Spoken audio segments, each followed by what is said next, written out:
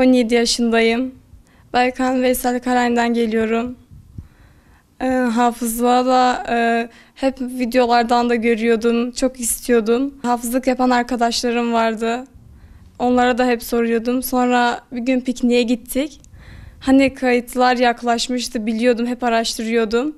Sordum işte hafızlık nasıl bir şey, kursu da sordum nasıl bir yer, nasıl yapıyorsunuz hafızlığı falan sordum. Bana dedi ki sen de mi kayıt yapacaksın? Dedim evet hani çok istiyorum. Sonra dedi tamam sen ailenle konuş, ben oradaki hocalara mesaj atarım dedi. Sonra eve geldim, annemle konuştum. Annem benim evden ayrılmamı istemiyordu. Sonra babamla konuştum. Babam izin verdiği için de annem bir şey demedi. Sonra kayıt yaptım.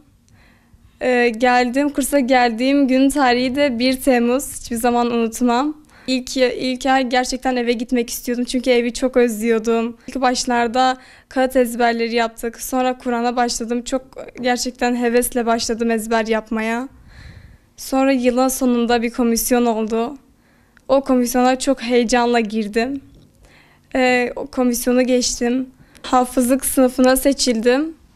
Ondan sonra hafızlık hocam beni test etti. Hafızlık kapasitemi ölçtü ve kısa sürede bitireceğime kanaat getirdi. 3,5 ayda hafızlığımı tamamladım. Allah'a şükürler olsun.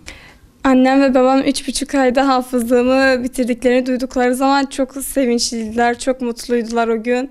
Benimle gurur duyduklarını söylediler. Ben de çok sevindim onların öyle söylemesine. Aslında sonlara doğru çok zorlandım. Hep hocama da söylüyordum. Yapamıyorum hocam. Ne zaman bitecek? Ne zaman artık hafız olacağım? Hep söylüyordum bunu. Sonunda bitti çok şükür. Ne kadar da zor bir süreç olsa bitirdim. Elhamdülillah. Çalıştım, azmettim ve başardım. Bence hafızlık çok güzel bir şey. Ben daha erken yaşta gelmek isterdim buraya. Çünkü küçük yaşlarda zihin daha taze oluyor, daha ezbere dayanıklı oluyor. Yaş büyüdükçe biraz zor oluyor. Kursa ilk kayıt yaptığımda bu kadar güzel olacağını tahmin etmiyordum. Ama kursa geldiğimde gerçekten güzel bir yer olduğunu fark ettim. Hem içindeki hocalar hem arkadaşlarım. Gerçekten yani güzel bir kurs. Hem yemekleri, sonra Kur'an eğitimi tek değil, branş dersler görüyoruz. İşte siyer, akaid, hadis, tefsir. Bu dersleri de görüyoruz. Etkinlikler oluyor her cuma günü, film günü oluyor, yarışmalar oluyor. Sosyal aktivitelerimiz var. Hocalarımız gerçekten anne gibiler. Başta buraya geldiğimde evi çok özlüyordum ama sonradan hocalarıma çok alıştım. Eve gidince burayı çok özlüyorum.